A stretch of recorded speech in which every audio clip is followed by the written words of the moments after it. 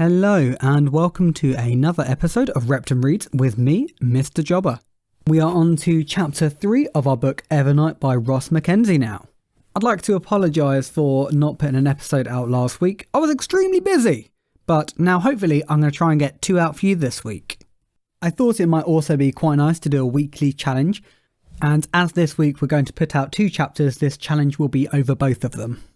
This week's challenge is for you to draw one of the characters from one of the chapters this week. So that could be Larabelle, it could be Joe, it could be one of the bad brutes that are around. It's really up to you, or even one of the rats from today's episodes. And some of these will then be chosen to go on the video for next week so people can look at them whilst listening. Just before we get started, I want to have a quick recap on where we left off last week. We finally met Larabelle Fox, who was mentioned on the blurb, so we can presume she's going to be the main character.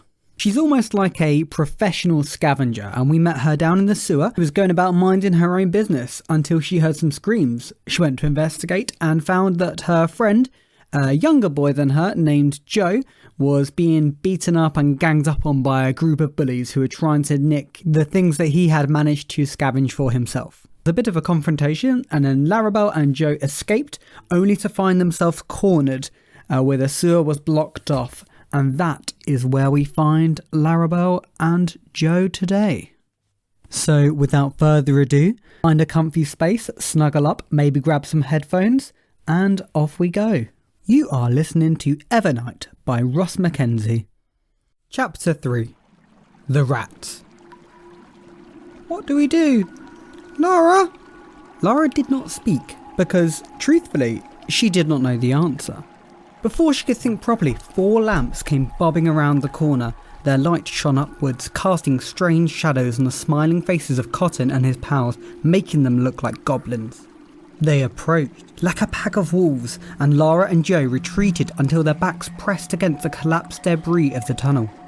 Cotton came forward and held up his lamp. Lara, right? Lara did not answer. Fear was crashing around her insides, but she was determined not to let it show. Not to Cotton anyway. She clenched her fists so tightly that her fingernails almost pierced the skin of her palms, and she stared straight into his cold eyes.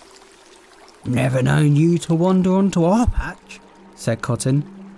It's not your patch. None of these tunnels belong to you? Cotton smiled. That's so? Well, I say different. He paused, nodding to her toshing bag. I hear you're one of the finest toshers in the city. What you got in there? Lara shrugged. Nothing. Cotton flashed a sharp blade of a smile. Hand it over. Lara clutched the bag tight. A tosher's bag was a sacred thing, almost part of the tosher herself. Lara would no sooner hand it over than lose an arm or a finger. Ah, fine, said Cotton. He looked to his mates and indicated Joe. Take the little man's stuff. They moved quick, and before Lara could react, they rushed forward, grabbing them, folding Joe in half with a fist to the gut, another grabbing his bag, and a third throwing him to the floor. It was over in a moment. Joe lay crumpled in the trickling sewer system, coughing and moaning. Joe! Lara crouched beside him, her hand on his back. She pointed at Cotton.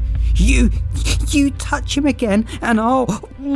A hand grabbed her arm, dragged her up, and Cotton stuck his face in hers. He wrapped a lock of her dark, tightly curled hair around his finger and brought out the knife again, brushing the edge of the blade down Lara's cheek. Would be a shame to have to rearrange these pretty features. He stopped.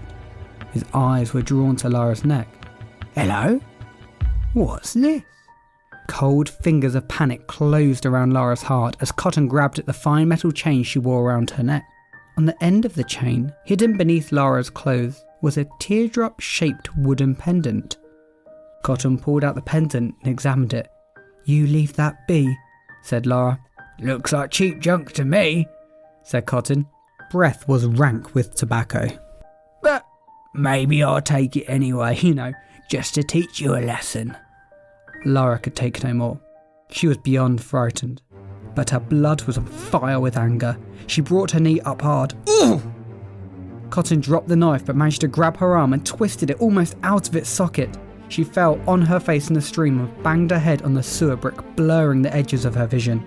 Her dragon breath lamp smashed in the fall and its light went out. The tunnel filled with harsh laughter, and she knew as they lay in a cold trickle of sewer water that there was no clever trick that would save her this time. There was no way out. The fog in her head dispersed, and by the glow of Cotton's lamp, she glimpsed her scared reflection in the water. The smooth, dark skin of her forehead was grazed and painful, and her eyes glistened with tears. If we're lucky, she thought, Cotton and his boys would take the toshing bags and just go. But if they decide they want to make an example out of us, we're finished.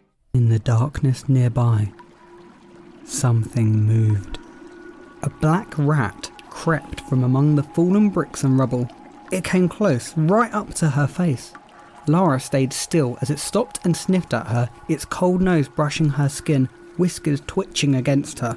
She blinked away the tears of anger and pain and fear and stared into the rat's shining black eyes. She remembered some of the old Tosha stories, tales about packs of rats so fierce that it could kill the unlucky cove who came across them in the tunnels.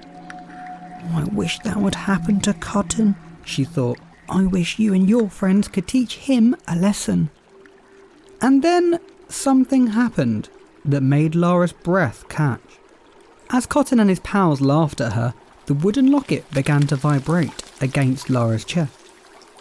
And at the same time, a soft, musical whisper filled her head, delicate and otherworldly. The rat sat up and stared at her. It twitched its head to one side. Then the sound died away and the locket became still, and the rat scurried off back into the dark. Someone wrenched Lara's toshing bag away from her. 2 pairs of hands dragged her up, held her in place as Cotton grabbed his knife and wiped the muck off Lara's clothes. Light from his lamp shone on the blade as it came up towards Lara's throat. Then Cotton became very still. What's that sound? Lara half closed her eyes, straining to hear. There was something. A layer of noise beyond the distant rush of the stream and the storm. Something familiar. Rats! It's rats, Vin! They came quickly, dozens of them, hundreds, so many that the floor of the sewer was a carpet of twitching bodies and tails. The rats ignored Lara and Joe and went straight for Cotton and the others, swarming on them, climbing and scratching and biting. Cotton and his boys were yelling and screaming, battering rats away, shaking them from their hair and their clothes. They turned and ran, the 4 of them stumbling over the chasing rats, bouncing off the sewer walls. Lara watched, jaw agape, as they disappeared down the tunnel until the light from their lamps was gone and the sound of their shouting had died away. As Joe sparked his lamp, something brushed against Lara's foot. A single rat stared up at her, whiskers twitching. Her hand felt for the locket under her clothes. I banged my head, she thought. I banged my head and imagined my locket came to life. Yep, that's what happened. Lara? Yeah, Joe? What in hell's teeth just happened? Lara just shook her head. The sewer stream rumbled in the nearby tunnels. I haven't a clue.